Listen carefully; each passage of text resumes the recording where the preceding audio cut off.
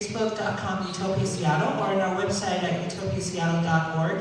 Or if you haven't already, you can also sign up at the sign-up sheets in the back, and then we'll add you to our listserv. So that said, I will go ahead and introduce our host for the evening and our moderator, Pastor Lina Thompson.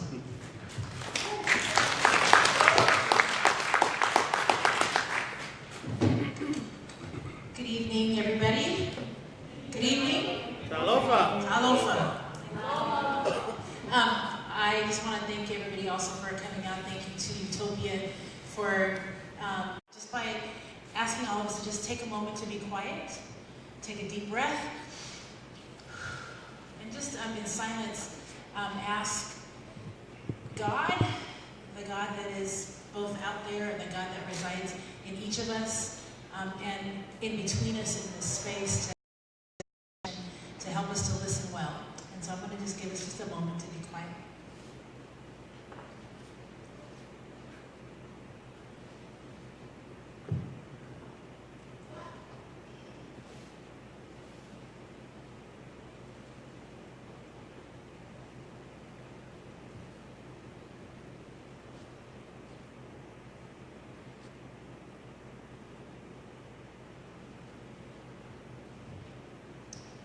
Creator, be our wisdom, be our peace, guide our conversations. Amen. So, you probably know why you're here tonight. We're going to be trying to unpack a few things, a conversation about race, what it means to us as Pacific Islanders, Samoan people, Polynesians, what it means to us as a community of people to be thrust into a lot of important conversations. Whether we want to go there or not, we're in. And so we have to, as a community, take opportunities like this to examine some of the ways that we think, the ways that we have been taught, the way we've been raised, and honestly, we live in a world where we're all crashing up against one another. And so these spaces are important so we can kind of figure out how we can do that, how we can coexist in communities like this region that are very diverse and not kind of shy away and back into the corners and the conversations that are safe for us. We really need to kind of take some steps forward and into hard conversations. And so I'm grateful tonight for that opportunity to begin here. If you're not in spaces in your everyday life, if you don't have spaces where you can be with others to talk about things, this is a really important night. And so I think that it's kind of a start to some greater things that can happen, and we'll see where we end up at the end of the night. We have some panelists that we've invited to come and help us through this conversation. I'm going to go over with you, if you don't mind, on this piece of paper. It's a little bit important to try to set some ground rules for our conversation, as well as give you an idea of where we want to be at the end of the night. Okay? So, in terms of what we want to get to at the end of the night, under the section that says our hopes, people will be heard. So at the end, you're going to have a chance to ask questions and express your thoughts. So we hope that when you leave here, you will have felt heard. That we will be empowered toward changing the way that we think, a change in our mindset. Number 3, people, that we will develop common language. One of the challenges that exist out there when we talk about racial tension is we don't have a working definition that helps us. Everybody is coming from a different place, and so what we're going to try to create here is some common knowledge and common definition and understanding. Okay? So pay attention to that. And then, of course, at the end, what does this mean for you? How will you take what you learned tonight or what you've heard and actually take some steps into some kind of action? So we kind of want tonight to be a place where you can learn and then actually act and be different in your everyday relationship. So those are the objectives. At the end of tonight, I love that U.T.O.P.I.A just doesn't want to do these things and, oh, that was nice. But we're going to actually evaluate how this went. U.T.O.P.I.A can gather the information along with our partners at Anti-Blackness and really see if we're hitting the right things and if people that come tonight actually are saying, yeah, that was good, that was effective, I feel better equipped. Okay? Here's some ground rules quickly, meaning let's create a culture together tonight. Let's have a community together and the norms for the way that we're going to act. Suspend niceties. Culturally, we know this well. We want to be respectful, but we also want people to have a place to be honest and to speak your truth. Secondly, try not to take things too personally. Okay, so if you feel yourself something inside is kind of getting to you, try your best to sort of just kind of look at that critically. Step back and ask the question, why does that make me feel angry, anxious? Okay, so don't take it personally. Try to look at that and be self-reflective. Thirdly, be okay with ambiguity. What does that mean? We're not going to figure it all out tonight. This is an issue that's been going on for centuries. We're not going to solve problems tonight. Be okay with the fact that we might not get to answers that are important to you.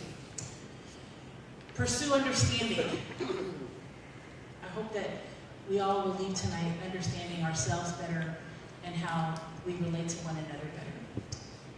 Expect non-disclosure. Again, it's kind of related to ambiguity. Expect that not everything's going to become clear. Okay? Finally, be responsible for your own learning. U.T.O.P.I.A set a great table. U.T.O.P.I.A set a great table for us, but we're kind of responsible to walk away with our own understanding. And so to do that, we have to engage. Listening, and also, when there's the opportunity for questions, we hope that people will ask questions. Okay? Is that good? Yes? Awesome. Okay, so we're going to ask each of the panelists to introduce themselves. Take 2 to 3 minutes.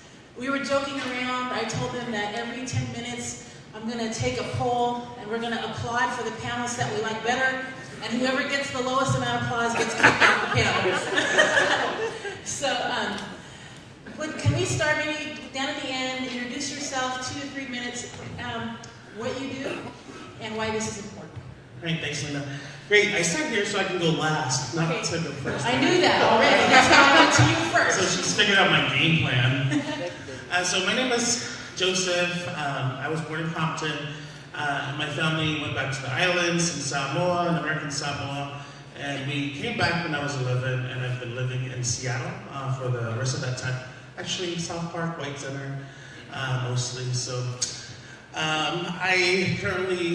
my day job is fighting homelessness, specifically youth homelessness. And so I work at New Horizons with young people and partnering with young people to get out of the streets. I've been organizing with Sealy for the last, I'd say, good 10 years on issues of racism, and we're doing workshops with Sealy. I'm doing institutional racism workshops with Sealy and always organizing our community, having conversations. So I owe a lot of my knowledge base to the mentoring that Sealy has done in my life. So thanks, Sealy. Bye. Thank you. All right, moving on.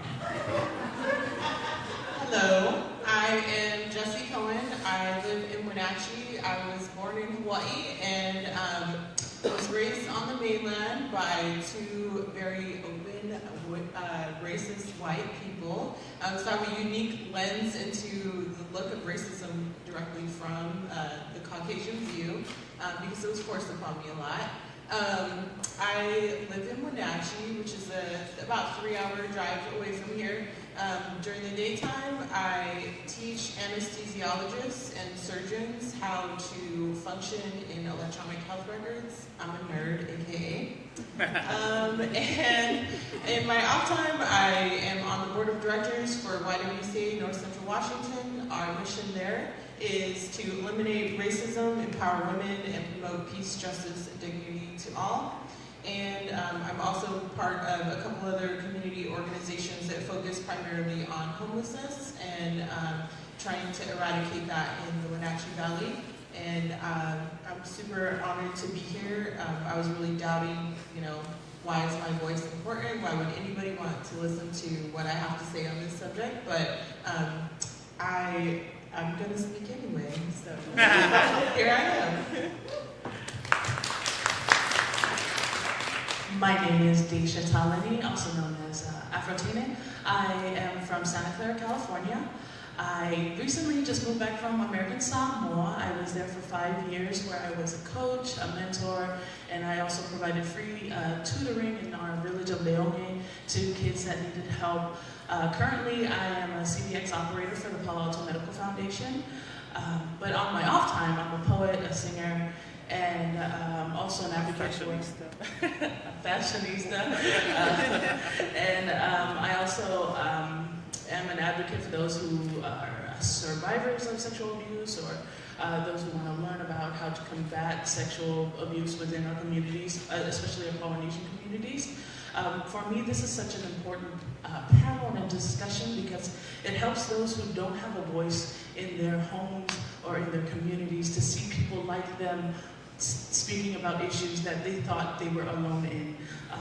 When we talk or when we have discourse, we're not just having conversations, we're having tiny revolutions. And we might have a revolution for someone to come out to their parents. We might be having a revolution for someone to feel good in their skin or feel that their dark skin is a light to someone else. And so that's why I feel so honored to be here speaking with you all today.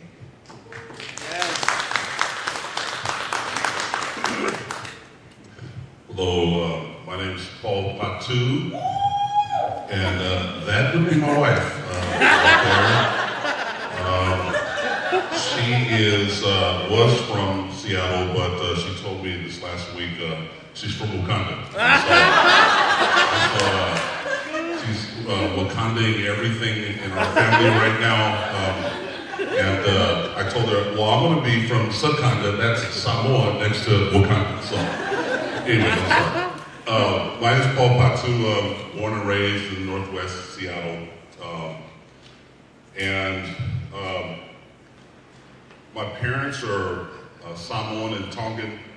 I always say to other people that don't know the history that they are reconciled in me. And so, but growing up in Seattle, the idea of assimilation and figuring out who I was in a very non-Polynesian world was difficult. And so it kind of threw me into my own crisis growing up. And so this conversation is important to me because of that. There isn't any space to talk about our story within the context of the greater story, right? And so that's why I'm here. And so I'm really honored to be a part of this panel.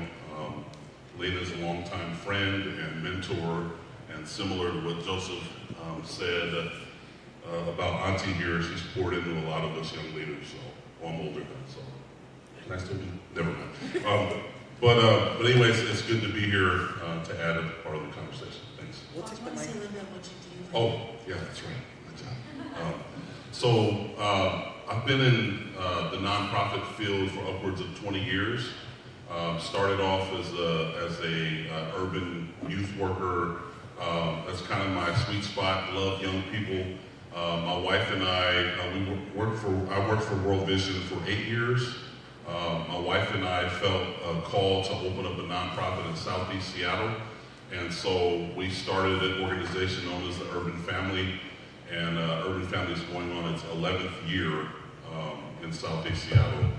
And so, yeah, clap it up. We still got money. So we take EBT cards too. So, but over the last 4 years, I've been, my wife and I started a consulting business that basically consults nonprofits that work with high-risk and marginalized communities. And so, yeah, that's what I do. Thank you. Hi, everybody. What is it? Hi there. I know a lot of you, and so I feel like I'm just amongst friends and really comfortable this setting. For those of you who don't, my name is Sili Sabusa, and like Paul, I'm a local girl. I was born and raised here in Seattle, and my parents actually came here in the early 50s. And what the Batus, the Thompsons, are families that have been here for a long time, so know a lot of history in this region, especially for Pacific Islanders. A lot of you guys have touched my lives probably through a lot of work that I've done in the community around education and organizing, starting out, looking at the high dropout rate for PI kids, over the past 35 years, which is how Joe and I met as well too. So I'm a trustee here at Highline College, and I've been in this role for about 5 years. Been on the school board in Highline School District, but it's because of all of you that I was able to obtain these opportunities to elevate the voices of our families and our young people. So I'm honored. And it's funny to hear. I'm in this auntie status now at this time in my life, but I've learned so much every day from our community, and I just can't say how thankful and blessed I am to be here amongst this panel, and to be talking about an issue that really is foreign to many folks in my generation, myself included. So we're learning together as we have this conversation. I'm thankful to U.T.O.P.I.A in doing this, and to help me and others like me get to our growing edge and understand issues that I know a lot of people could really school us on. So thank you. Oh, for a living, I've been in nonprofit my whole professional career, doing community work, and currently I work at the White Center Community Development Association in beautiful White Center. Yeah! So thank you again for coming tonight and being here on Friday with us. Can we just, right now, just thank him already for all the work that you do, both in your official, like what you do during the day, many of you talk about, but what I do in my night job, so thanks for all of that. I wonder if we could just start, I think it's important that we start with offering a definition of racism, because we're going to be probably coming around that word quite a bit in our conversation tonight. And so I'm going to ask Celie to do this. This has been her life's work, is this whole conversation about undoing institutional racism. And so Celie, could you just give us a definition that will help all of us when we kind of come back around that word, that we're operating from a common place? So thanks, Lina. So part of what I do is work as a resource trainer for the People's Institute for Survival and Beyond. They're based out of New Orleans. It was through their work that I really took this definition of racism, and really gave me a lot of clarity on how to undo it. And so one of the things that they tell you is that if we're going to address and undo racism, we have to know how it started and to unpack it.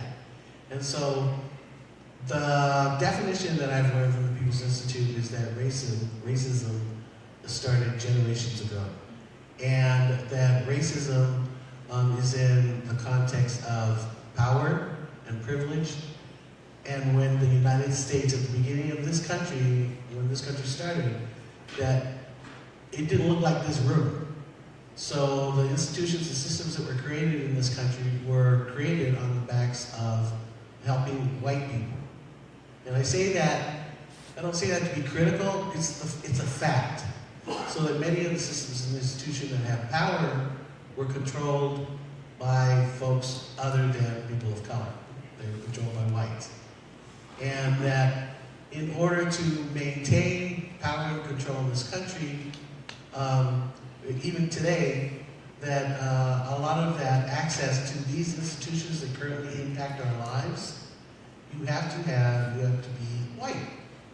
And that we should understand and do, take the People's Institute training, but get to a common definition about what we're doing. Because if we're all working on a gazillion different meanings and definitions and contexts, it's going to be hard to change, to transform systems.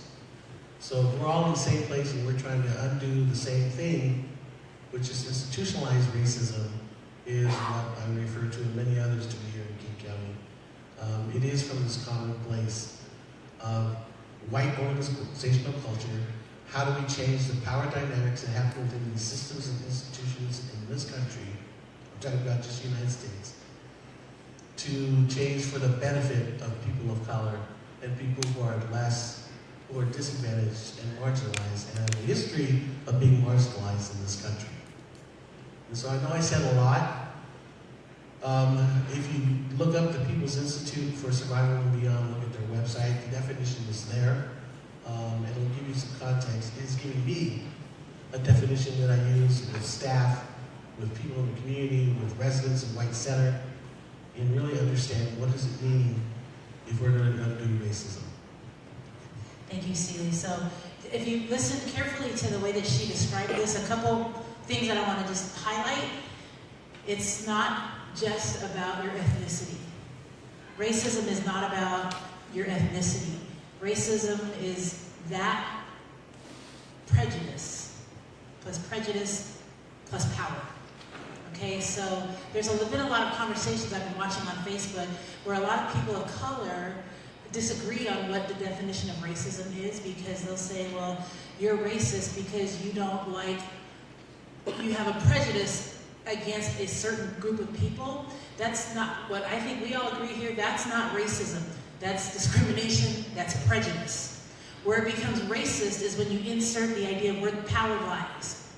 Okay, so racism for tonight's conversation is race prejudice, right, plus power. Here, we got that?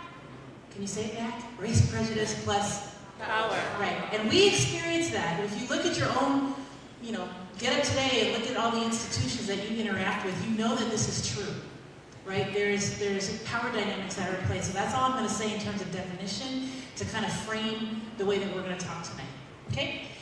All right. Here's a question, and any one of you they're not all going to answer every question. The questions are on your sheet. If you have a burning desire to kind of talk and discuss the question, please let me know. So, what current narratives about race that we hold as PIs is damaging to us as a people? Okay. Get it, Daisha. The key narrative for me, especially being in the island, is encountering Talanoa Pasifika that believe that there is no such thing as racism in Polynesia. Now, that is an issue for me because the main component to addressing a problem is recognizing that there is a problem. Now, if we don't recognize that there is racism in the island, then we become tools for racism to continue within our island. We become the oppressors of our people. We become the oppressors of other people, and all under a smile and a dance and a siva and a blitzasi of white supremacy. And that narrative has followed me through my college life. When I attended Azusa Pacific University, I was part of the PIO there, and there was a lot of islanders that would not engage in other movements or other protests because they felt that's a American thing, that's a states thing, that's not us as islanders. We don't have racism on our island, and that narrative really needs to change, and this talk today provides that counter narrative. Any others? I'm just going to say I wrote this before I got here, but I literally wrote, "This is not our fight." I think that I come across that a lot whenever I engage in these conversations with other Pacific Islanders, that racism isn't for me, and if it's not for me, I should not join in those who it does affect. And so this isn't our fight, racism isn't real, and if it is real, it's only between black and white. And so I think that those are things that will continue to hold us back and continue to hold other people of color back if we don't acknowledge and get into that conversation. I swear I wrote that before you said that. Yeah, I think Pasifika people suffer from amnesia, from forgetfulness, right? So we've been colonized for like a long time. And so we forget about the history and the resistance that is a part of our history. And so, you know, like I'd say the 1830s when those first white folks came to the islands, they brought with them 300 years of racialized history, right? A lot of folks came and they already have a sense of whiteness. They've subdued black people to slavery, and they've also committed genocide on indigenous people of the Americas. So we're talking about philosophy of kill the Indian and save the soul, right? So those white folks that were right on our shores already had that. They've already got the tools of the oppressor. And what they did in the islands to our ancestors were some of the most horrific things, right? And it's so funny because you never hear about that history of colonization in Samoa. Samoans are absolutely silent about the genocide that happened, the brutalities, the killing of women and children who stood up against the colonizers, the fact that they sent a ship that had Spanish influenza into our shores to purposely wipe out the population, right? So that was my grandma's generation, is the one that has the memories of those original encounters. And she did not share. I call it the silent generation. And so what happened was, none of the kids remember those brutalities, and we think we're free. We have this sense of this false sense of freedom now, but we're really just kind of functioning from a colonized identity. We're not truly free yet, right? And so I just feel like it's a lot of we don't believe it's real. So the false narrative is it's not real. Yeah. Okay. Colonization didn't happen to us. Yeah. That's not real. Okay. I think it's from the perspective of someone who I feel like I lost my cultural identity in my parents' pursuit of happiness, right? They're lifting up education and kind of wanting us to survive in this new land, etc. But the other piece that was kind of transported or smuggled through the culture was in religion, right? And so my whole life has been blanketed with, you know, really grandma's house was where I got all of my cultural cues, my cultural scripts for my people, right? That's where I kind of identified as like, you know, all things Samoan I learned from my grandma's house, right? But then what was also embedded there, which is a part of what Joseph is talking about, I think, is this oppression that came through religion, right? And this oppression that came through Christianity. And not Christianity as like the Eastern kind of where it came from, but how the colonizers, right? There goes that Wakanda thing again. But how they smuggled it into our culture through religion. And it's something so simple, you know, through religion, and how they stripped our people of practices, spiritual practices that were indigenous to us. And you know, here I am in America, and I'm wondering why at grandma's house we turn the lights off when we pray, and everyone's in the dark, and you know, not knowing that has you know, kind of oppressive roots of why we even do that, right? And so I think when it comes to narratives, there are narratives that are both conscious and unconscious, things that have been transported to us and we don't even know, right? Until we run into a wall. And so I think this conversation, at least for me, it surfaces these things and gives us space to actually get at it. So. And so really quickly, the other thing that I want to say that we hold on to as PIs is this whole notion of colorism. And if you think about, and I'm telling young people this all the time, we have to think of our race as a continuum between black and white. And look at the history of slavery to African Americans to understand where you fit in. And when I say colorism, even the fairer our skin is, the prettier that we think we are, the better that we think we are than even our other Samoan friends and colleagues, and that we're even more accepted the lighter we are in white organizational culture. And so, you know, I used to work at the city of Seattle, and I know I'll go in and present, Well, all the questions goes to the Asians or the white person that's to the left and to the right of me. That's another form of colorism. And so we tend to play out on that, each other. We do. And so because we don't have an accent, we think we know better than the person who does. And so, and because I'm not fluent in Samoan, I'm less Samoan, we do that to each other too. So this whole colorism, the assimilation, and how it manifests itself, just be aware of it. And don't be afraid to talk to each other, our young people, about it as well. I think as you guys were talking, one of the hardest places where this conversation probably needs to happen, it's the hardest place, is in our families. Right? In our own families, probably all of us have heard things.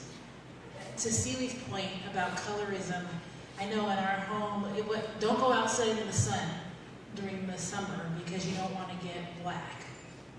Right? I don't know if any, but that's probably, that came from somewhere, right? A false narrative that we actually have adopted, and I feel like the hardest place to have these kinds of conversations is in our own families. Many of us come from families that have biracial, if you want to call that, children, and how do you navigate those conversations within your own family in generations that kind of have different ways of relating to this conversation. So I kind of just say that to say that we probably all have different degrees of that kind of tension, and that's why this conversation is important, because it gives us a place to talk that's safe, that we can listen to the questions, and also might give us a little bit of help beginning to take steps into those conversations with some good knowledge and education. Okay? Second question. Like I said, we'll have to answer every question. Okay, it was awesome. That's not going to happen. Yeah, I know. Just saying, we won't be here, man. Give me that mic. All right. What do you think, if we don't engage in understanding the impact of white supremacy, this conversation of racism, if we don't do that, like I just mentioned, is happening in our families probably. If we don't engage, what are the risks? What's at risk? We will never find out who we really are. If we don't talk about where white supremacy was injected into our culture and what happened before that, we still are living in almost a state of blindness, right? Because we don't know what happened because of that silent generation that didn't talk about things, or maybe didn't continue on things that were considered heathenistic in the eyes of colonizers. We don't know what those rituals are anymore. We aren't able to fully understand our culture, our traditions, our celebrations. All of those things continue to be suppressed unless we really take a hard look at white supremacy, how it influenced our culture. I think for me, one of the things that hurts me the most is what I tend to see Pacific Islanders reject the LGBTQ community, because they've always been very, very important to our culture. And so for me to see people openly reject people in that group, I have to question, how proud can you really be to be a Pacific Islander if you're not then acknowledging one of the most important groups in our culture, right? These were people who, during Hawaiian overthrow of the kingdom, they were the people that preserved my culture. They were the people that danced in silence and in secret groups to continue the tradition of hula, and I owe everything to them. And to see Pacific Islanders say, oh, this is an abomination, and, talk about, being gay as a very horrific idea, it's heartbreaking to me, because you really are just, again,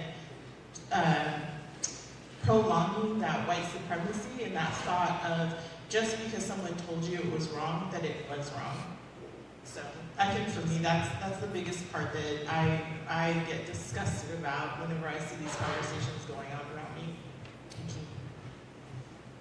Rock, paper, scissors. Rock, paper, scissors. I'm gonna go. That was a rock. Elder oppression.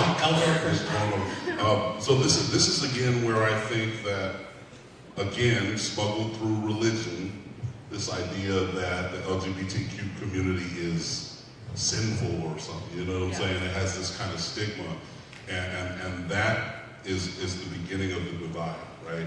Is that you have all of these underlying currents. We feel them both with our heart, but then there's this theology that was created for us that was just kind of, we were trained up in it, that these things are bad and these things are good. And I think that kind of theology has done violence to our people in a lot of ways, and has played itself out in some pretty ugly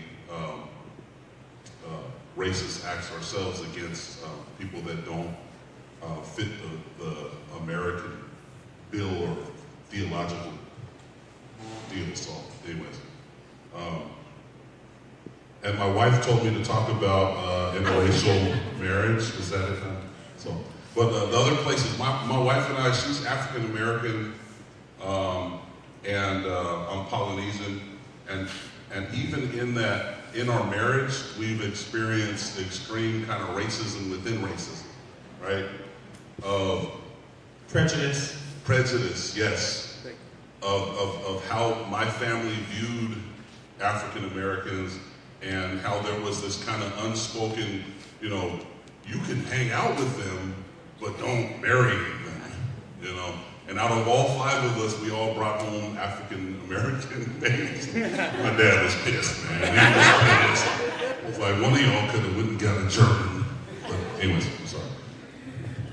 Yeah, I think what's at stake is white supremacy is a narcissistic ideologue, right? So the goal of white supremacy is to destroy everything that is diverse, that is different, right? And we know that the creation, there's so much diversity, right? So it's always been the goal of white supremacy to make things uniform, to assimilate, to kill anything that is not part of that ideologue, right? And so when it encountered the islands, they saw these beautiful people that probably had a polytheistic religion, that had many genders, you know, had multiple ways of like living with their environment, and they're like, yeah.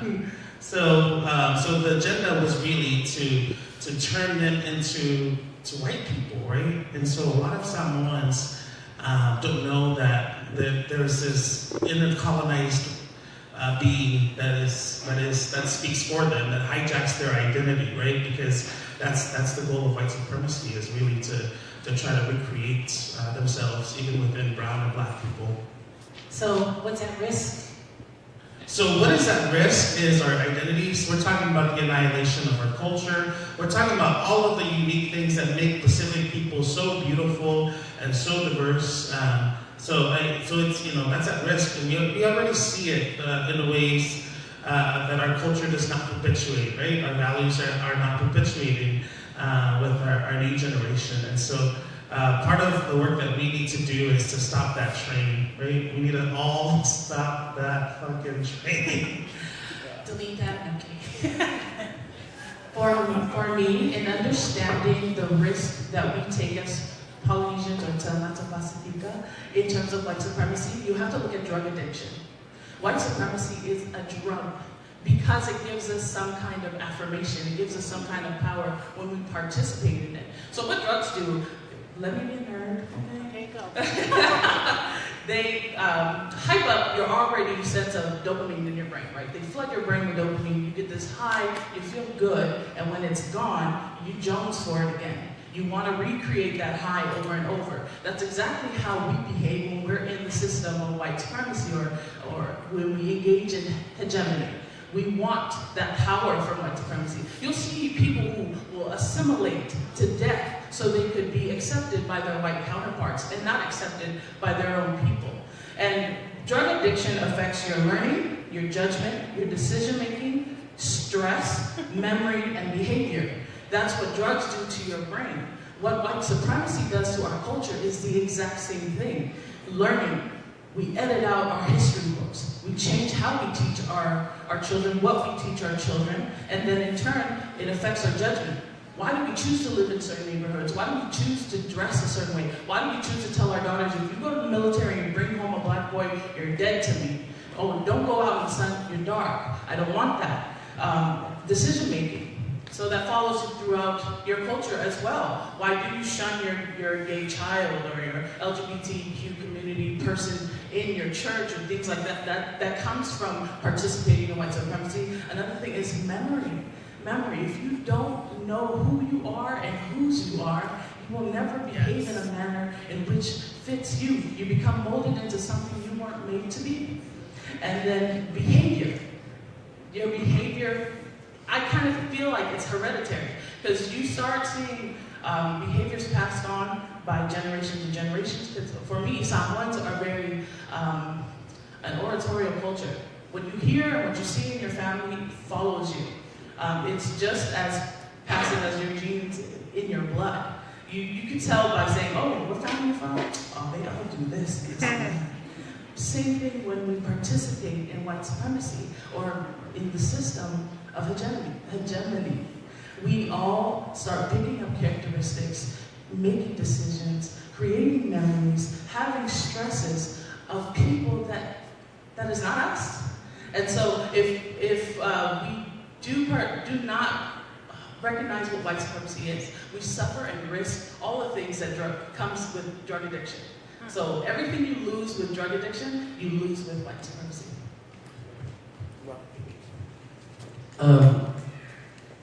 If we don't engage in understanding the impacts of white supremacy, we allow whiteness to dictate our value of who we are as a people. We put our kids into these racist school systems. As soon as they enter, they will start to feel how they're not valued, how they're not smart enough, how they're not pretty enough. That we have to deprogram our children once they come back out of the schools into our communities. So if we don't have conversations about white supremacy, we will lose our humanity as people of color and as Pacific Islanders. That is the truth. We've lost too many generations of folks here in this country because of white supremacy. And so let's get to a place where we can say that term and talk about white supremacy so it's not this big bad evil monster and that we're not being these racist radicals, Pacific Islanders. Talk about it in a place where we can hold up our humanity and our history of who we are as these wonderful leaders that nurture and take care of each other. I'm going to insert a question here because it came to my mind as you all were talking. So many of you have been very deliberately choosing your words to try to encourage us to realize that if we don't name white supremacy for what it is and what it does, it has devastating effects for us as a people.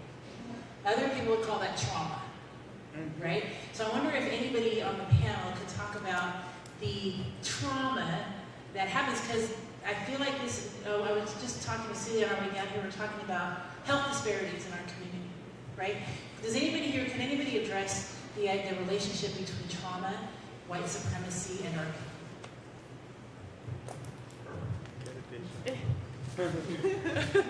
Well, a type of trauma that I focus on when I speak with people is we have a split identity now. We have an internal battle with ourselves. We grow up with these traditional structures, but yet we're taught to value these westernized things. And so I see it in islands a lot when I have kids that don't speak well enough Samoan, but can't speak well enough English, because they're trying to choose what to value.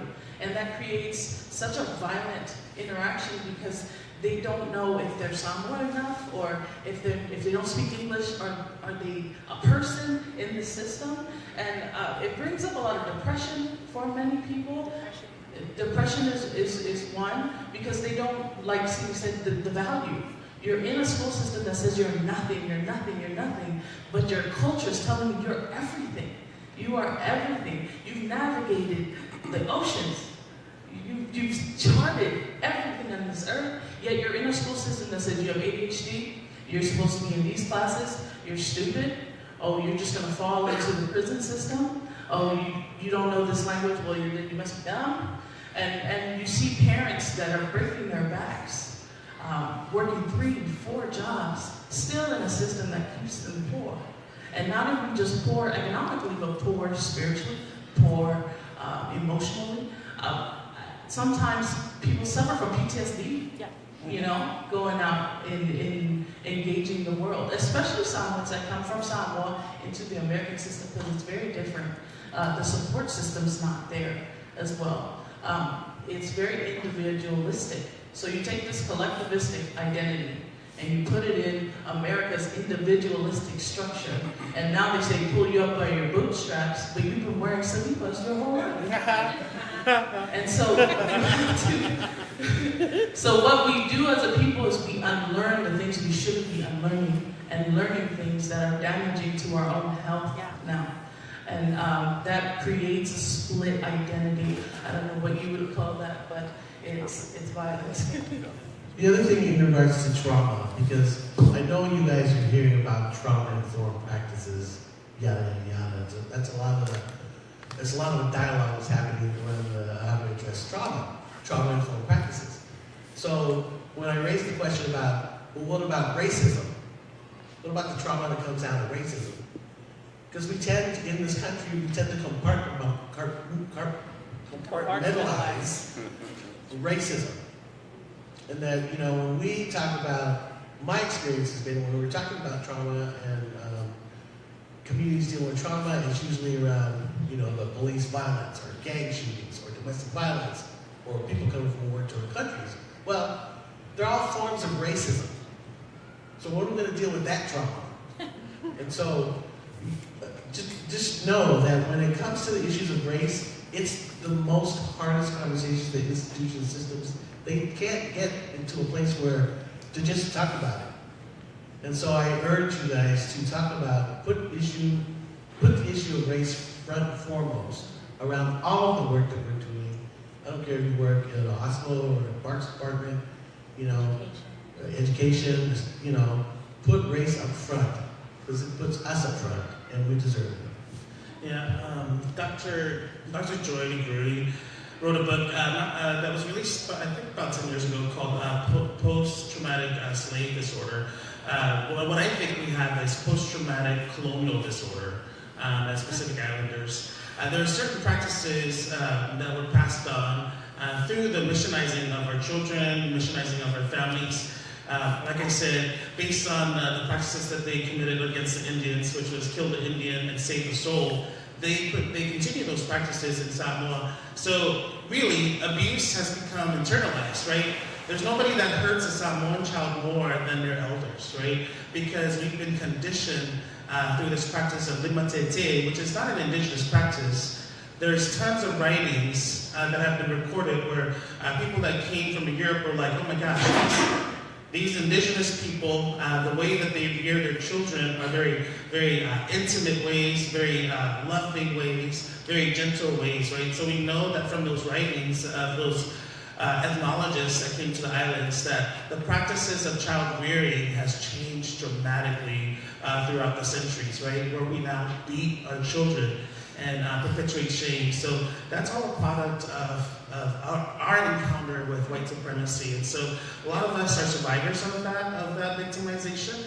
It doesn't take, the white man or the white woman or white supremacy comes to us in the form of our colonized parents, our colonized uncles, our colonized pastors, our colonized chiefs that continue to perpetuate the systems of white supremacy. Thank you, Joseph. So, as it relates to trauma, I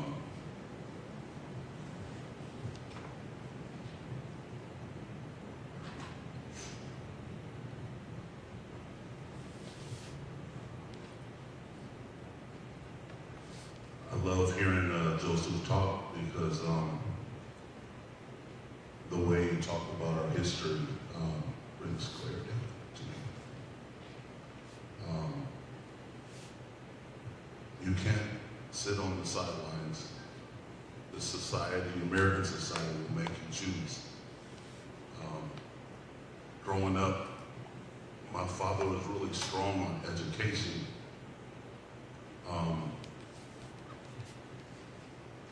But didn't know how to support me as a kid. And my trauma really comes from not knowing who I am. And because of the way I looked and sound, I was able to kind of morph into these other cultures and just kind of blend in. And I think one of the most traumatic things was after passing for a light-skinned brother, passing for maybe he's Hispanic, passing for maybe he's Filipino, couldn't pull off the white widow, for sure, but one of the things I found is that was extremely traumatizing was how they viewed us as Polynesians, thinking that I was one of them, and how they used to talk about our people, about my people, and I remember just being stuck, like, what do I do, right? And my father decided that maybe teaching us how to survive in a capitalistic society was more important than me knowing my culture. And so everything you're talking about, sister, in terms of being stuck and not knowing who I am, I mean, I went through that. But what I learned from it when I got older and I started to learn about my culture, and interesting enough, my dad had an epiphany and rediscovered his own culture, and he kind of took me, he gave me a big stack of books, and the books were all on Samoan history, Polynesian culture, coming from my dad, right? And this was in the latter years of his life, where the light bulb went off.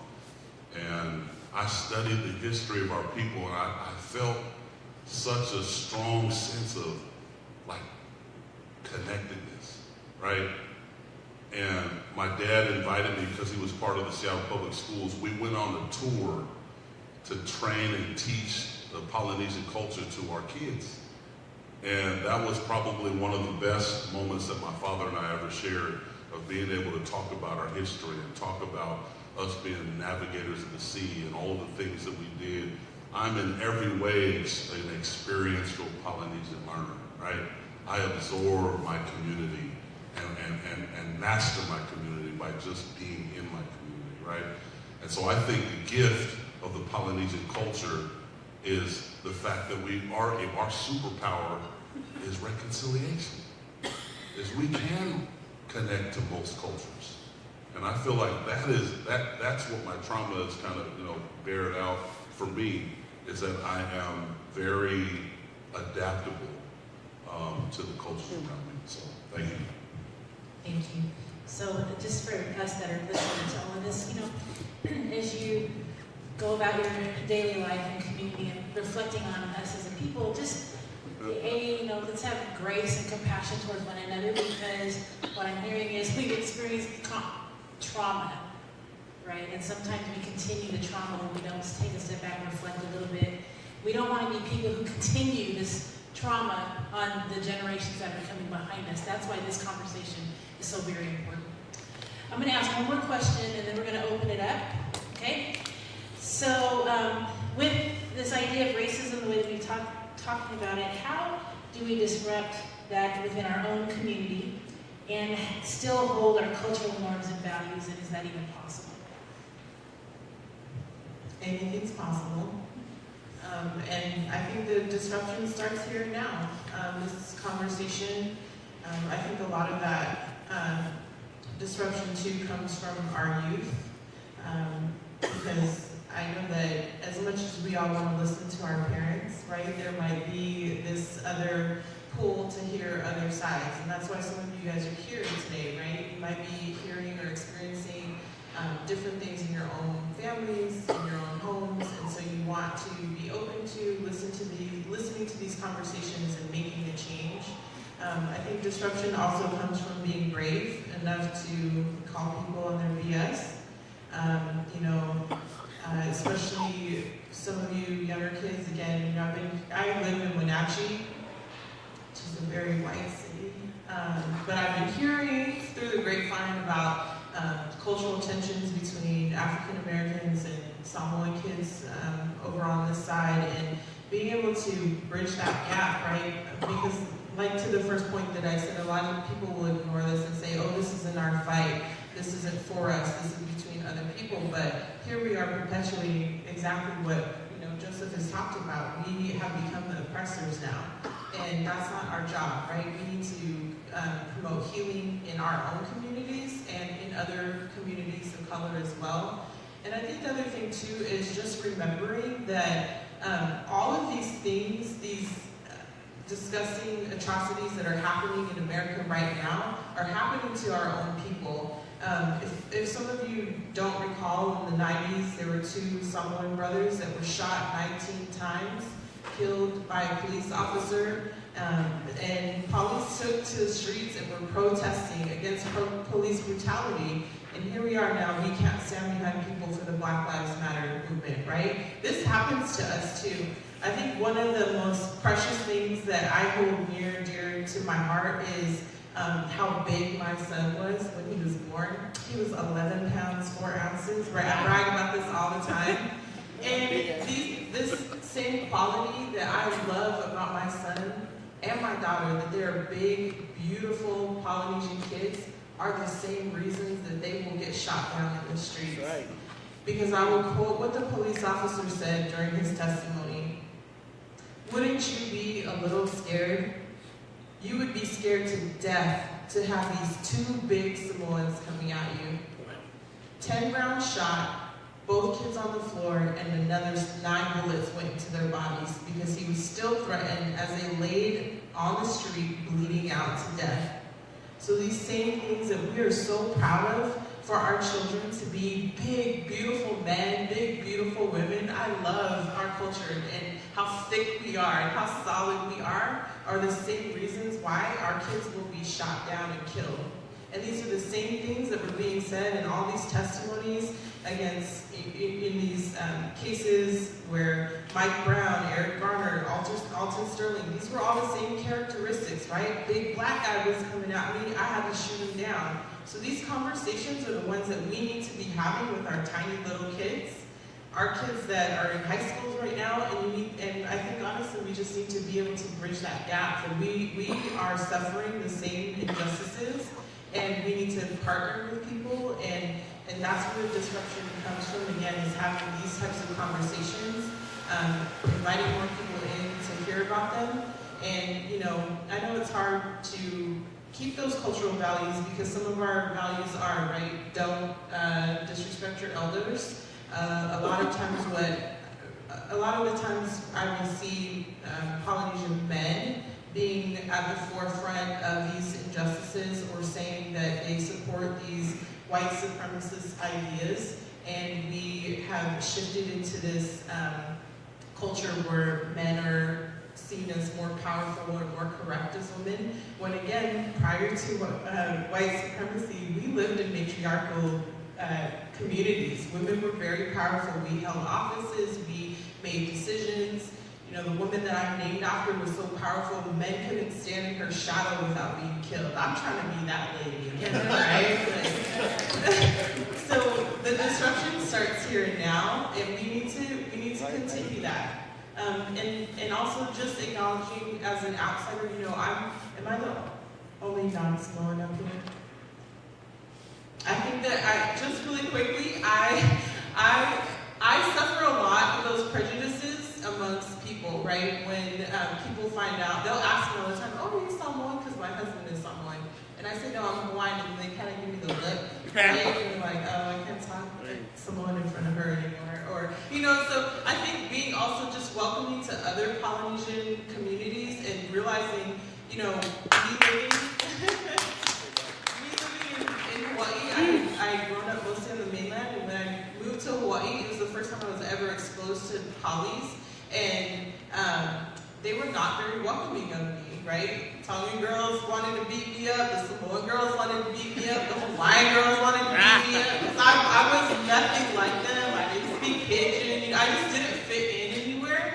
And so I've always struggled with that. And so I think that's another place where disruption comes in, is realizing that Samoan, Tongan, Fijian, Maori, like we all are in this struggle together.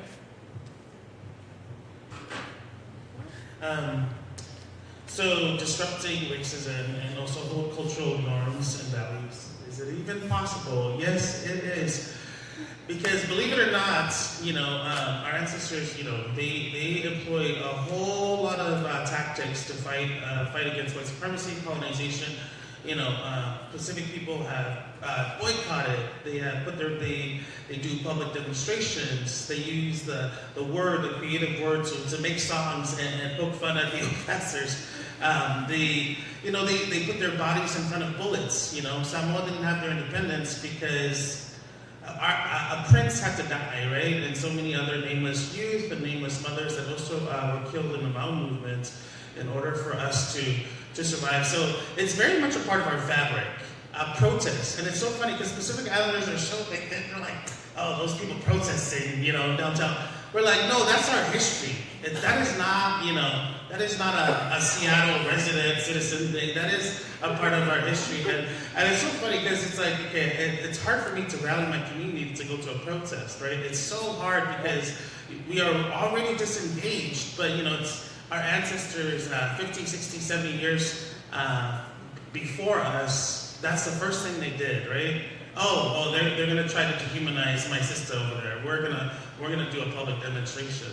And so I don't think that they are incongruent. I think there's respectability politics where like our elders and people in power, like pastors and chiefs, have used their power to silence the majority, and they've abused their power. And I think we have the right to challenge those in power, right? The patriarchy. The first ruler of Samoa was Queen Salamasina. It's a woman Tafaifa. She had the respect of everybody. That was the first ruler of Samoa. So let's not forget our matriarchal, and that's just not Samoa. That's a lot of our Micronesian islands. They had matriarchal societies. In Palau, the women are the ones that are telling the men about what they need to do for the resources of the islands, right? So yeah, we are a matriarchal people, and we've been disrupting. We've been woke since day one. So there. To disrupt this racism within our communities, you kind of have to disrupt your home life. Yes.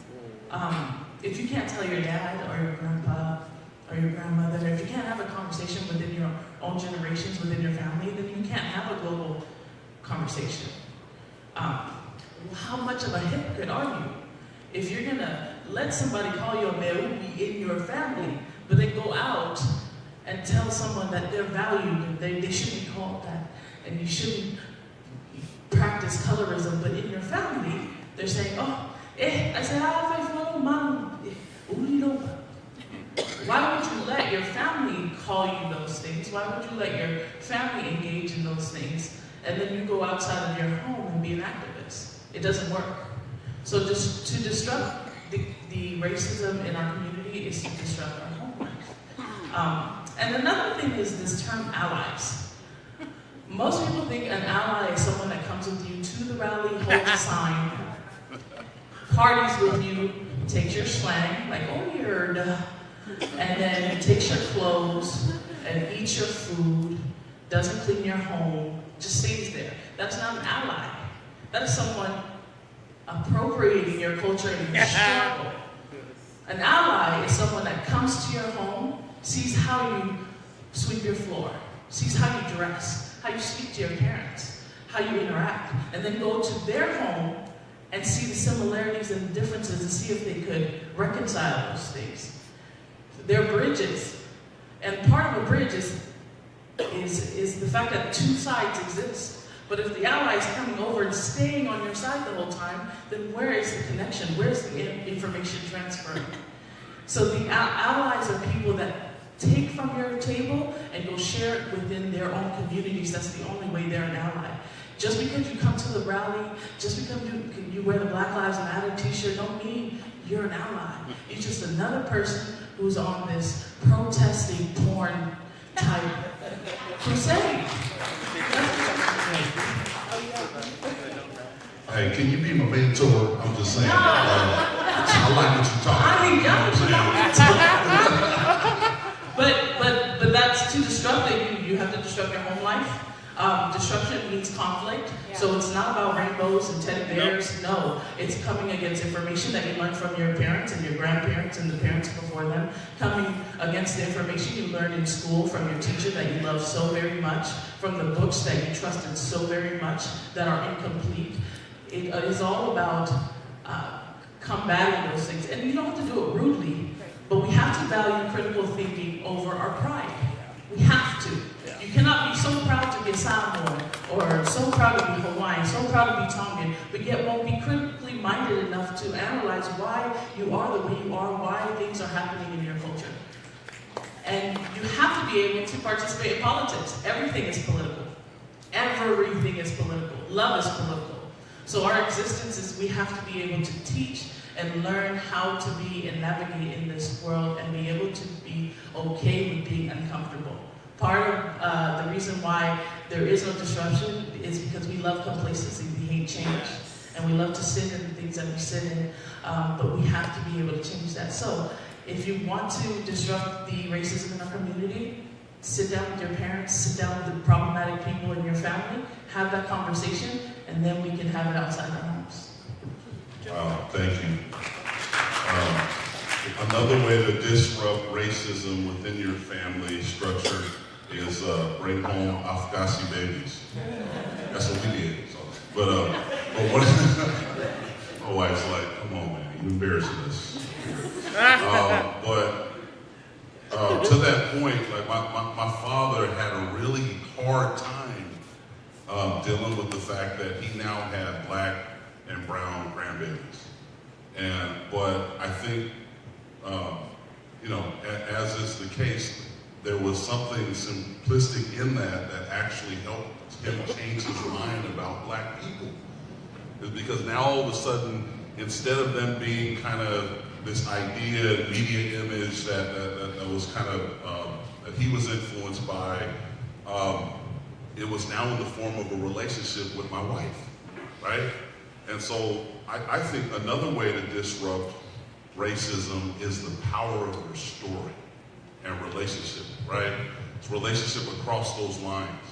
I heard a speaker say one time that an enemy is someone's story you don't know, right? And so I think it has to do with the power of story and really being able to go on the other side. What is the other side, right? And so at some point, we do have to cross those lines and make a human connection. So really quick, the best way to disrupt racism and for us to work together, say hi to each other. Acknowledge that you see each other. When, now you guys know my daughters.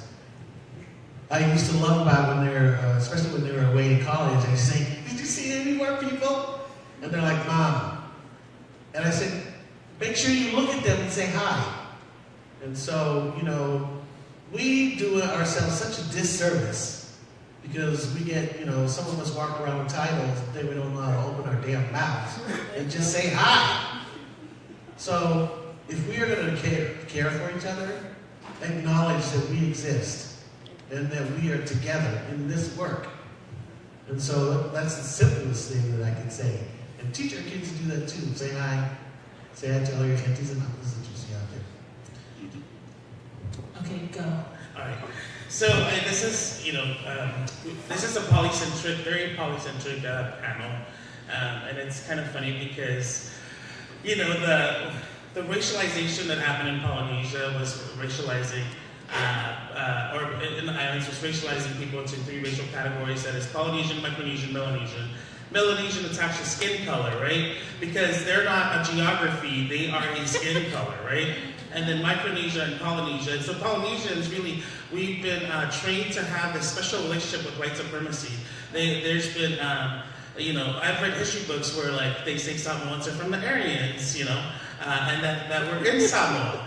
And so a lot of, part of the way of disrupting too is to try to challenge our community to not be so polycentric, right? To challenge always, make sure that there are spaces for our Micronesian and Melanesian brothers and sisters. I organized this event. That was my fault, my bad. But that's something that I have to constantly be aware of, right? That we don't racialize even ourselves as Pacific Islanders. Our Melanesians are, for the most part, they're silent in our spaces, right? When we talk about Pacific Islander politicking, we don't really talk with them. And there's a reason for that, right? It's been set up that way. So just wanted to point that out. Thank you. So disrupting is risky. It's going to cost. If you think you're going to get into that and not have it cost you something, you probably need to think again, because it costs a lot to be in those kinds of conversations, particularly when they're within your loved ones. And so it's costly. The work is costly, and I guess we all just have to decide that it's worth it. You just have to decide, is this actually worth it to heal and to actually make some gains for the young people that are coming up behind us. We're not passing trauma on. All right, so I'm going to stop with the questions here, and I'm going to thank you all for listening, but I know that there must be some comments or questions, and we're going to do that now. Can someone Runner. here and thank you. Runner. All right, if you have a question, can you make your way to the front here so that we don't have to run all the way around? Tammy, come right here, and let's have the person come up front. Thank you, Tammy. All right, could you say your name and your question? Hi, my name is Joseph, and I wanted to talk more about how to overcome anti-blackness inside the community. So, at my home, it's really well known that I don't really mess with that. So, certain family members come up to me and they say the N-word to me, even though I don't like it. They come up to my face and stuff say that, and then they laugh at me. So, it's kind of hard for me to try to teach them when they make it as a joke. But it doesn't happen at home. I help volunteer at NPZ for Highline, but I don't work there. I actually work on the third floor of this CLS, and most of my coworkers are Black women, especially Black LGBTQ women. So I'm learning a lot more about this, and it's kind of hard for me to come from that space and go to NPZ and maybe there's a lot of anti-Blackness. And even when I try to teach the students there, it goes over their head. And it's kind of hard for me because I want to try and help them, but I don't want to be that person to try to ask my friends who are Black to try to assist, because I don't really know the boundaries that I go because I'm not Black. So it's kind of hard for me to try to see what can I do as a Pacific Islander person, but not do too much that everything at worse. Thank you for the question. You might be surprised, but you're already doing it. Part of teaching anti-Blackness is not teaching it. Do you get it?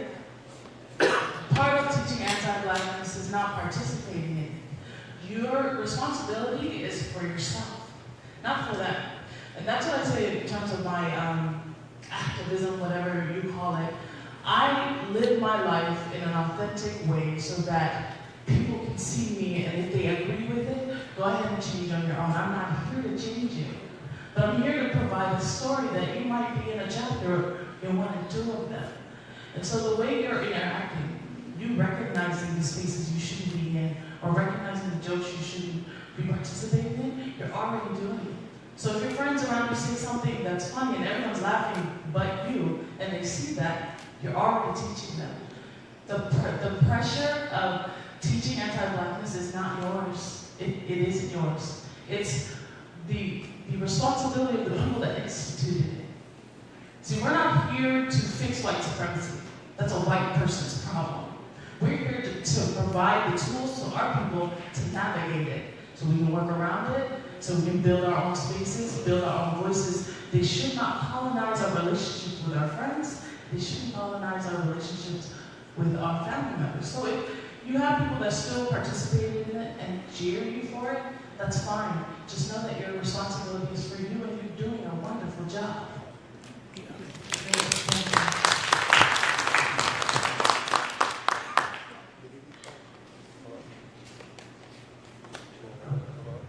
Let me use this one. You broke the mic. Give me the mic. We're going to pay for that. Good evening, everyone. My name is Chaz. I'm currently a school counselor in the Dallas School District. And thank you so much for hosting this event. I wasn't sure what to say coming up here. I have a lot of thoughts, a lot of feelings, and I really appreciate the brother at the end for mentioning the other islands. It's a struggle that I've had since knowing that I'm Pacific Islander. Because I'm not Polynesian, as you know, with the man bun and the necklace and my belt, I'm not Polynesian. My family comes from the islands of Palau. I was born and raised here. My parents came in the 80s. But all the organizations of Pacific Islanders have always been polycentric. And it's always been a struggle of how to act or how to express myself. People are telling me that, Chaz, you're thinking too hard about it, or you're being too sensitive, and not being able to express the pressure that Micronesians and Melanesians have to experience every single day. That when you use the Pacific Islander category, it's just Polynesian to the rest of the world. While the Micronesians are at the bottom of this hierarchy. If you're talking about the racial hierarchy with whites at the top and then Asians, blacks, and all that, Micronesians at the way bottom. There's a saying in Palau culture called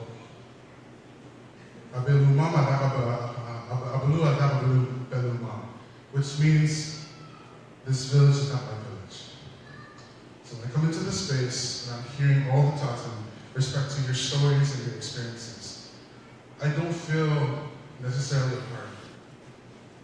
Because some of it is my story and some of it is not my story. They represent me, at the same time they don't represent me. So when you go out there and speak, you represent for a big community like Polynesia, but there's also another huge, big community like the Micronesian community that are starting to be heard. Or they don't know how to use their voice. They're very shy. We're very shy people. We don't just go up onto the stage. We observe. And then if there's a chance to talk, we'll take that opportunity. It's white supremacy when I can't even use my middle name in school or telling. It's white supremacy that we have to use Polynesia, Micronesia, and Melanesia. And yes, Aboriginal Australians and Aboriginal Taiwanese are Pacific. That we have to use these terms that have bordered us for so long when we crossed the oceans to each other.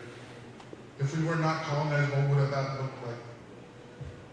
Well, we could have known each other and start using words like Oceania and Pasifika and all this, because to me, we're not a truly united community when those issues of the Micronesians and Melanesians are not brought to the surface as Polynesian people, with Polynesian people. So that's something to think about. And there's no excuse, I'm sorry, but there's no excuse for you not to know when we have access to the internet that has a whole bunch of resources that you can just search up Palau, search up Pohnpei, Coast Fry, Nauru, Kiribati, Marshall Islands. You should know about the Marshall Islands with their nuclear testing. There's no reason why you should not know about them. Yap, Guam, their culture has been changed in form similar to the Filipinos. 300, 400 years being Spanish. And they had to recreate their culture. It's still rich, but they had to recreate it, and there's a lot of knowledge lost. That's the sad story of Micronesia. We're at the bottom and no one knows about us. There's another saying in Palau, Agila Alarabu, which means we're from the same village. And I equate that to our race community, our racial community as Pacific Islanders. It extends past New Zealand. It includes Vanuatu and Papua New Guinea and Fiji and all those, and New Caledonia, all those islands that are not represented here in the US. And please take my words seriously, think about it, reflect on it, Because if we're talking about decolonization, that is something that's truly, truly deep inside of us that we don't know every single day. Because we've been grown up to say Polynesian, we've been grown up to say recognition, all these other terms. That's so ingrained in our minds and our hearts. Thank you, Chair. Aloha, I'm Kukui, I'm from Hawaii. One question that's started to bother me as I grew up was religion. Because I grew up in a Christian Catholic household, but I started to learn more about my culture, and I started to love it so much. But some days I don't know, like when people ask me, oh, what do you believe in? And I tell them, oh, I love God, but then in my head I'm like, I get confused because when I look at the moon, I'm like, I feel so good. I think about Hina. When I feel lost, and it's like, I remember all the gods, I acknowledge them, I acknowledge their spirits and my elders, but my question is just simple. Sometimes I get confused between religion and culture. My question. I understand that. There was an image that came out online a couple years ago where a Hawaiian was near a volcano and snapped a picture, and within the flames they saw Pele. And it was clear as day to me. I saw her too. And what was confusing to me was there was a large insurgence of Christian Hawaiians that were saying, you cannot acknowledge Pele, she's a fake god, this and that. And so my comment on the picture was, and this isn't going to solve your problem or answer your question, was, how can you believe that a white man walked on water, but a Hawaiian woman can't live in fire?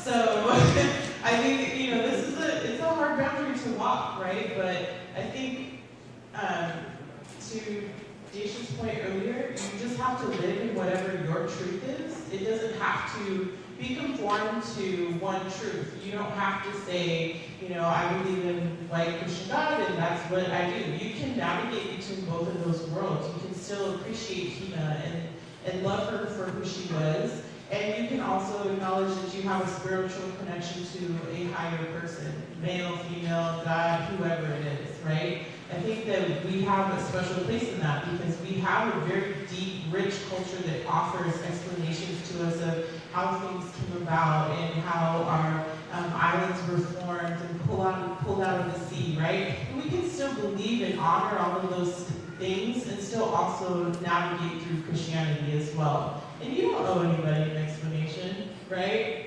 you don't owe anybody an explanation. There's the European sense of God is a very disembodied God that is disconnected from nature, disconnected from all of the things that is context, that is our culture, right? And so I think our people believe in an embodied understanding of the U.T.O.P.I.A, right? That the U.T.O.P.I.A, or the holy image, or the holy presence, communicates to us in so many ways, right?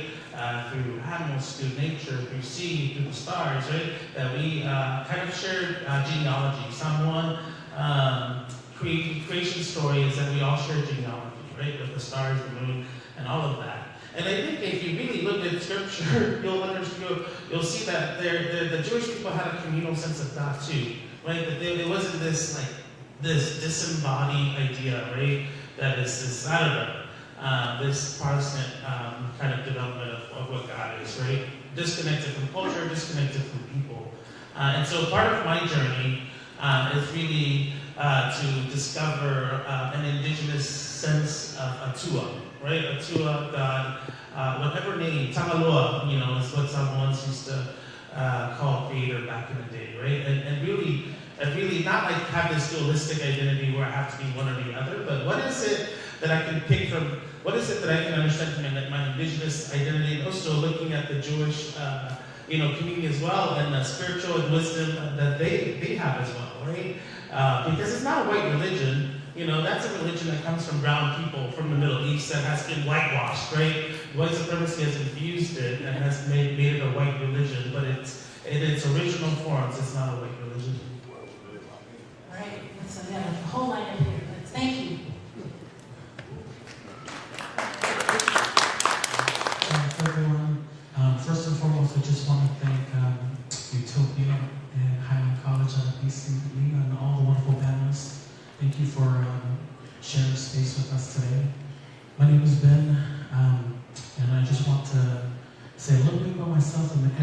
I work at Green River College. Throughout the past years, myself included, I've seen a lot of people of color getting fired, dropping out like flies. There's this balance between assimilation and acculturation. I forget the name of the brother, but the colleague had said, assimilation, we come into a place, into a workplace, and we're not robotic people, right? But acculturation is still being able to come into a place and not losing your sense of self. So having to balance who you are, where you come from. What are your ideas and thoughts on code switching? Many of our brothers and sisters say that they use code switching for many reasons. One being as a means of survival. Saying when they come into a space predominantly white, they act or behave, talk differently than when they're in a space of people of color where they're comfortable. What are your thoughts and ideas about that, if that's damaging, helpful, or something in between? Thank you. Want to take one answer? Okay, thanks. Part of that is self-preservation. I keep things that are valuable for me and my family with me and my family. I don't have to talk to someone outside of my group or outside of my organization the way I would speak to them in that way. So if we come into a workspace and they're predominantly white, you got to play the game. It doesn't mean you're going to play the game forever, but you got to play the game that day. And then when you go home, you take all those things you learned and you put them to the side, take your tennis shoes off, and you go back to being who you are. It's not that you're being inauthentic. It's showing the duality of living in this kind of culture.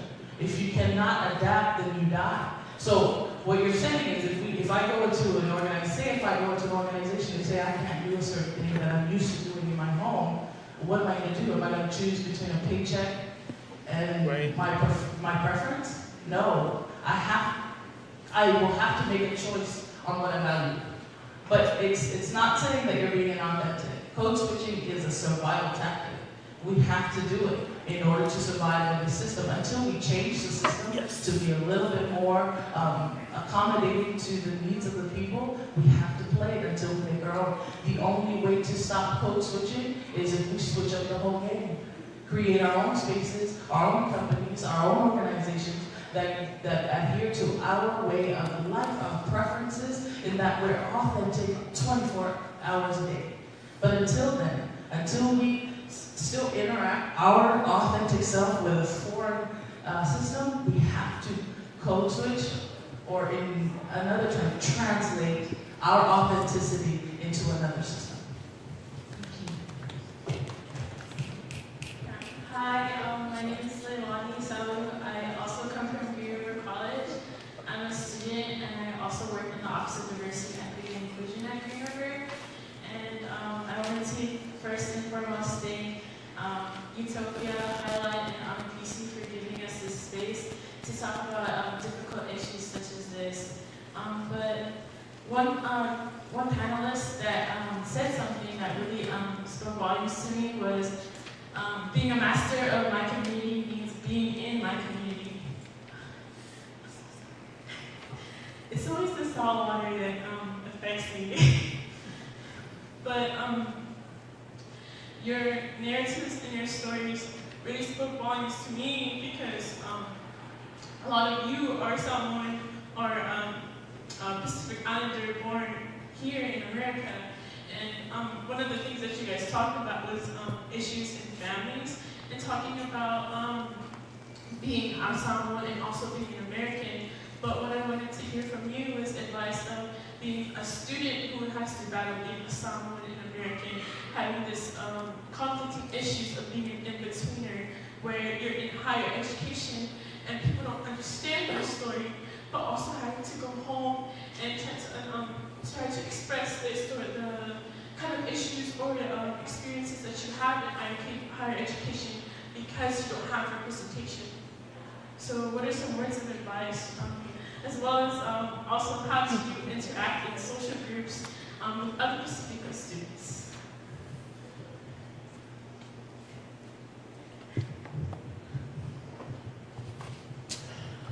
That's a tough one. So I went to Seattle University and I was one of two Samoans, 10 Pacific Islanders, there was a Palawan, there was a Tongan. Yeah, we numbered one each from each nation. And what we had to do was fight for our own space, you know? So figuring out ways to be with each other so you can have that support, right? Mirrored through the peers that you are with, you know? And, you know, when you go to college, don't make college the center of your universe, you know? You still have your families, your communities, you know? Like college, that's just, sometimes I think we project so much value on an institution that is academia, but that institution hasn't always been good for our communities. It's actually one of the institutions that has committed, you know, a lot of violence against our communities, right?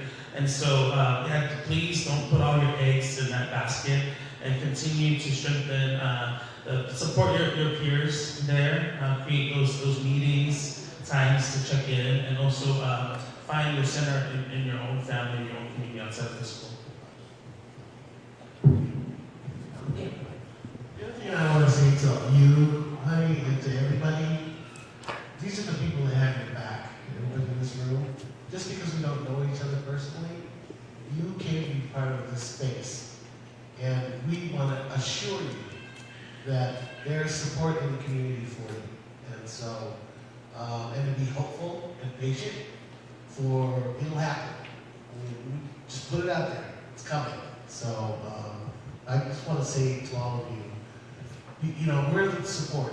And I don't care if you're in Federal Way or Tacoma or Olympia or here or in California, you're connected to me.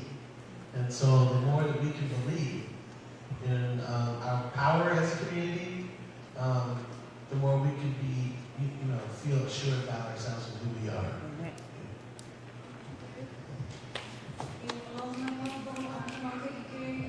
And thank you again to U.T.O.P.I.A, Highline, and Easy. Are you saying it louder? Okay, sorry. But I know that you talked about how religion and the American dream in our communities and families influences racism, but what about the high prevalence of our family members in the U.S. military and the adoption of American patriotism? How do you think that that infiltrating affects everything we talked about today? Great question. That's part of assimilation. That is part of it. American Samoa is, per capita, is the highest provider of soldiers to this nation, period. I see it in high school. They teach it in high school. They have JROTC.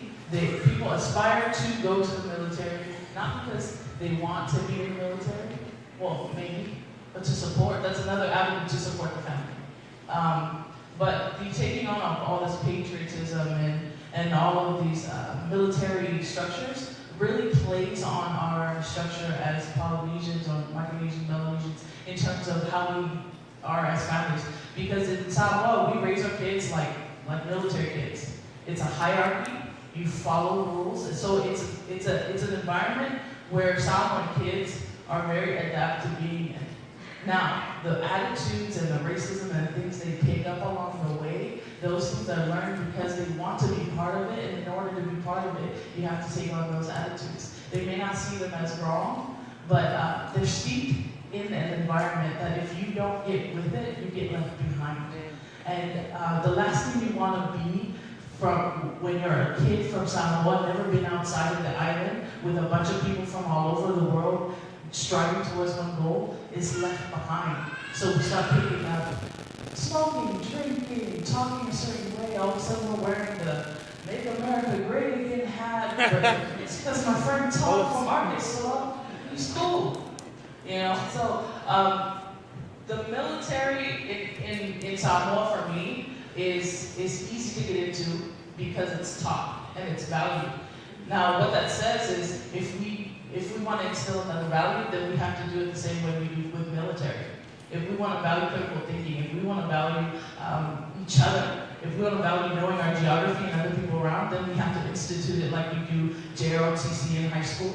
We have to institute it like we do ROTC in junior colleges, and we have to have recruiters and people be visible with it. But it is all part of assimilation. It is all part of assimilation, and because the military offers something for your assimilation, it is attractive. Next question. Thank you. Hello. Hi. Thank you so much, everyone. Day, my name is Melanie from Guam.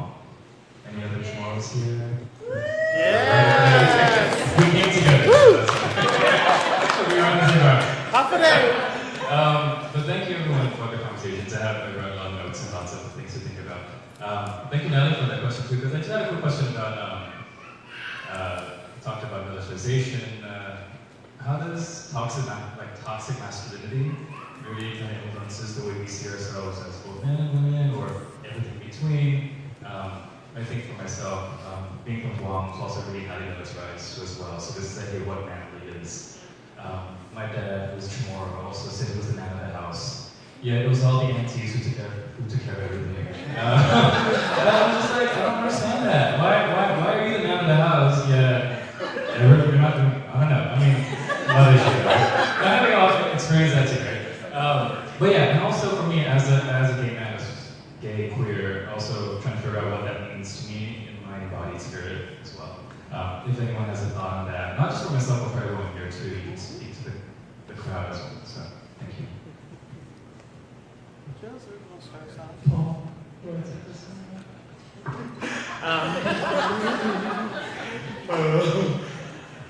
Toxic, I mean, so I grew up with Samoan men wearing flowers around their ears, wearing, sometimes they do the Talanoa. It's so funny because the Talanoa used to be performed by all genders in Samoa, right? But now it's like, you only see Samoan women perform the Talanoa, right? And so there's this basically this exportation of American masculinity culture that has been taken to the islands through the militarization, media, football culture. All of this stuff perpetuate toxic masculinity, right? Where now our men are pretty much taught that the only emotion is, anger and anger. That's the only healthy emotion that our young men are being taught, right? That anything other than that is femininity, and you don't want to be feminine, right? And so, we talk about white supremacy. The other manifestation of that is the gender policing, right? Because gender policing has been happening since day one.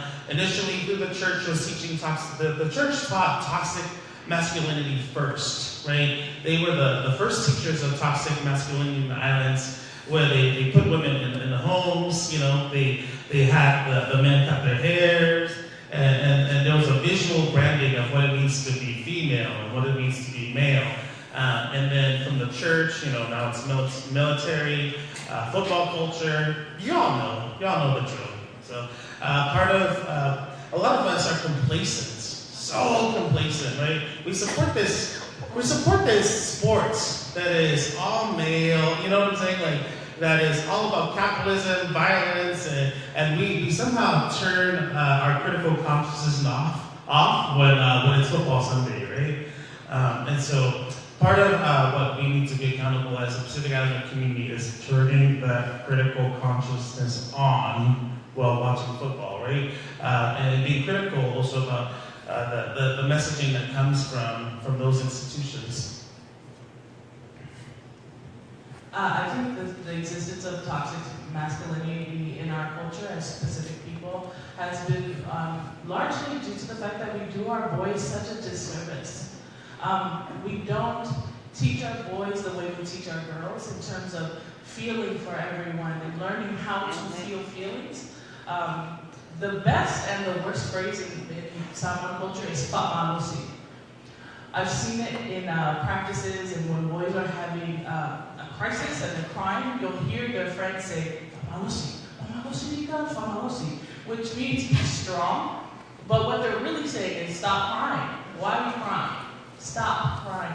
So what we do is we cut off avenues for our men to express themselves emotionally and to allow them to feel emotions, which then manifest in drugs, alcohol, which then manifests in abuse of their family members, abuse of themselves, because the Pacific people have a high rate of suicide because they can't process feelings because we're supposed to wha'amalosi. And then you have sex offenders popping up out of our community as well because they're not taught how to not only interact with their feelings, but interact with their female or male or LGBTQ counterparts. And so those relationships become perverted because we perverse intimacy in our culture.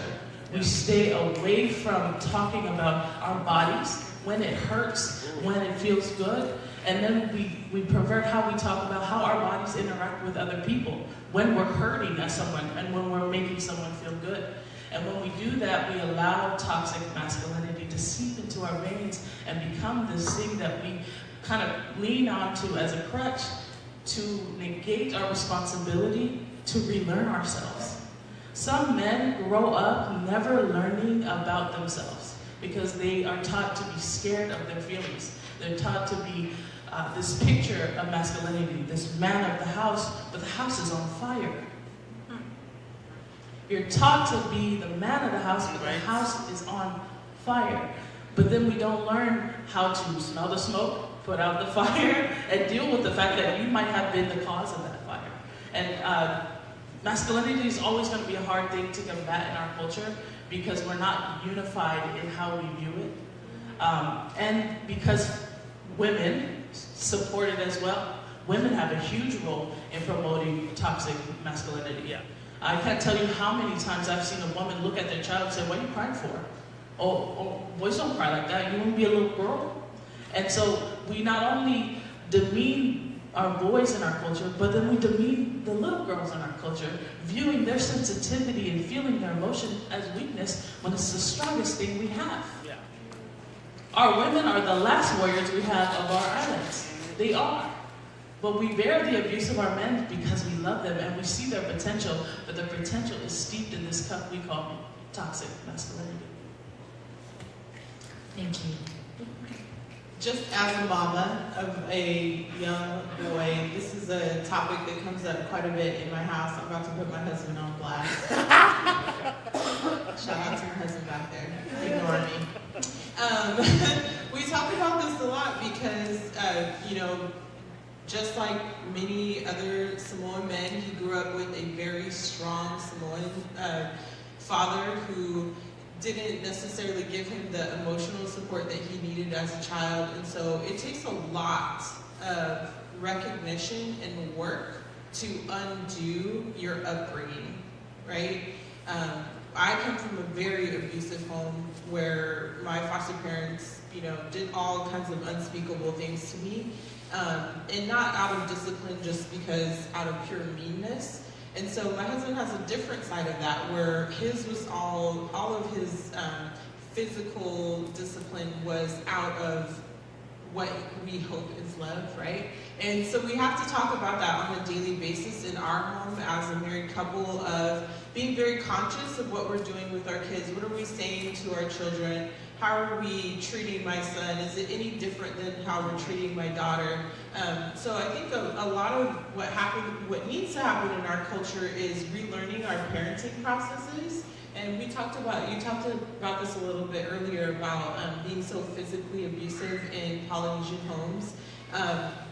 For me, I think, I just had to make a conscious effort that I needed to break the cycle. I never wanted to hit my children the way I was hit. And I needed to make that decision on a daily basis, because being a parent is really hard. My kids do know what a sasa is, but they don't know what a fist to the face is. And so I think it's one of those conversations that you have to start, even before you start having kids, is unpacking your own upbringing and how you will then change that for your children going forward. Because if we don't break that cycle, this is just going to continue to be perpetuated. And toxic masculinity, it's in every culture, but I think a lot of times we hide and tuck that away because, our men are known as these big, gentle giants, but the truth is there's a lot of rough giants out there too that are hurting people, and we need to just like confronting racism, we need to be confronting these parts of our cultures as well. Awesome. Might be a great. Seemed like there was a lot of energy around that last topic, and to Utopia, that might be something to think about for another Talanoa. So we are really, really close to the end of our evening. I'm almost afraid to do this. If you guys can really think right now in just one sentence, right, this last question. How do we develop an analysis that is in solidarity with our Black and brown sisters in this struggle? So, how do we develop an analysis? I'm just going to end it with a question. Are we even solid? Are we even solid? How can we be in solidarity with others if we're not even solid within ourselves?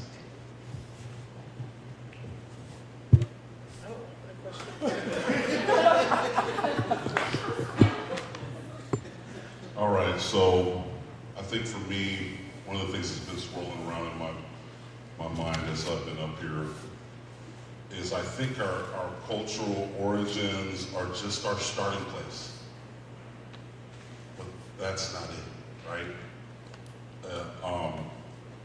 There's a Tao saying that basically says the greatest illusion in life is that we are all separate.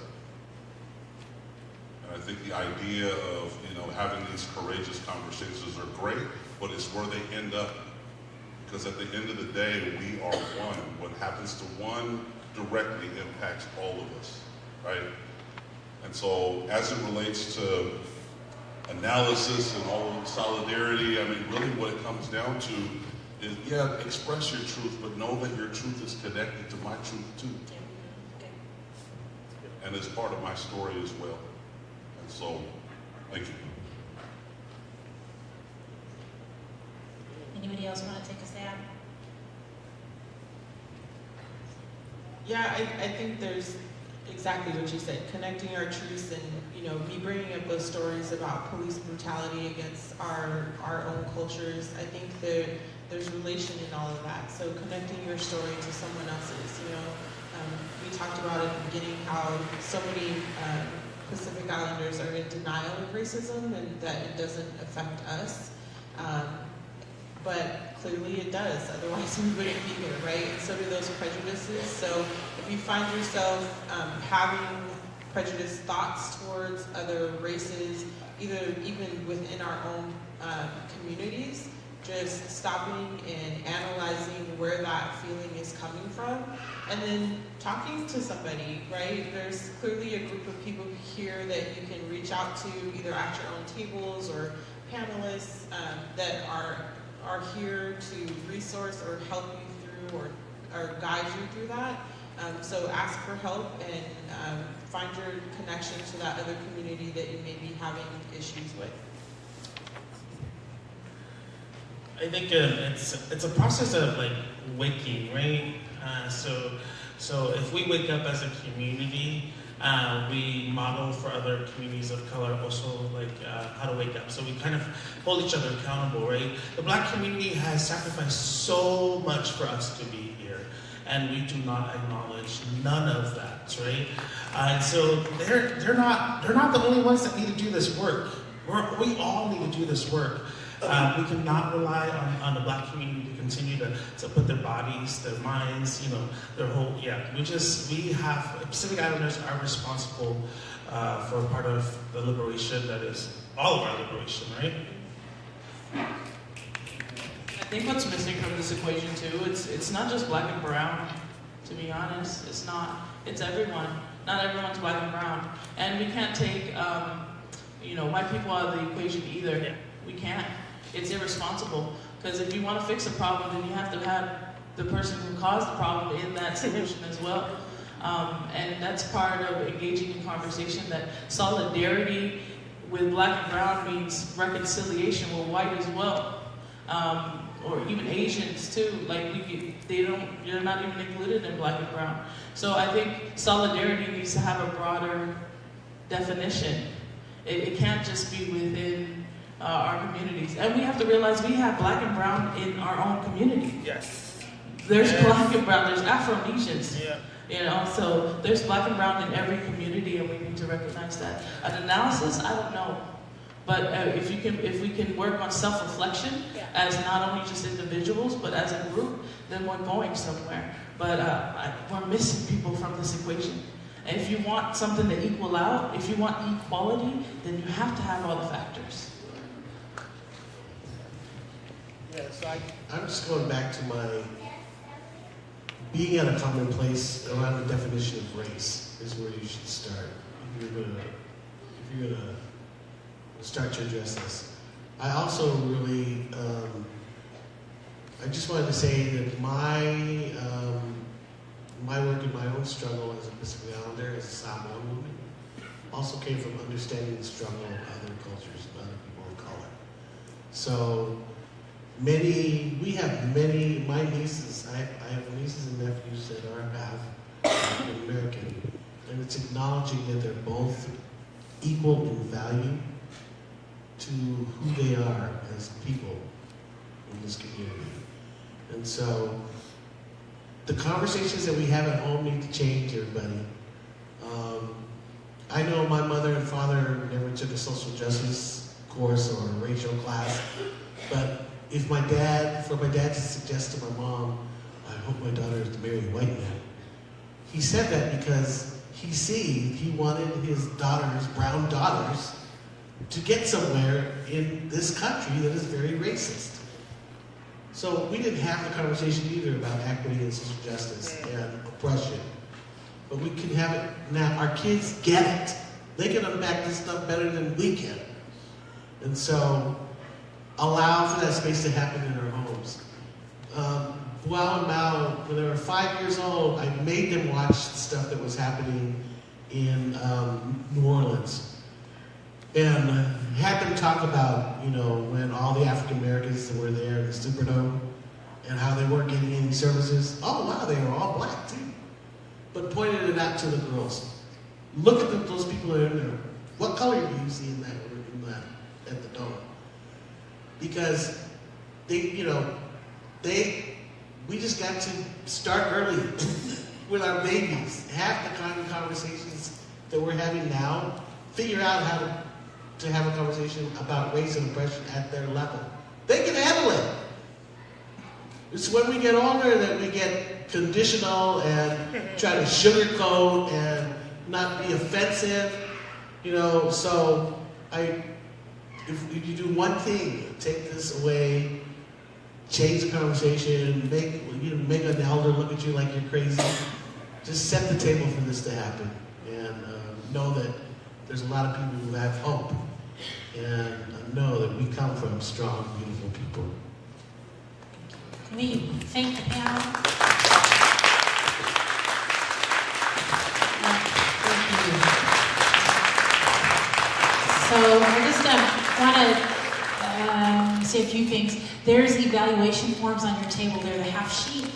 We really need you to please take the time to fill that out, and you can just leave it on the table and someone will collect it. But very important for us to figure out how to keep these going, how to make sure that they continue to happen. And again, thank you to U.T.O.P.I.A. And speaking of U.T.O.P.I.A, here's they didn't ask me to do it, but I'm going to do it. U.T.O.P.I.A is having a fundraiser, a luau, in April. Please stay tuned to the, what you see coming across social media, and get like us on Facebook. And like us on Facebook. What's the date? April 21st. April 21st. So start saving your pennies and consider coming out to support that. Thanks to Highline, to Anti-Blackness.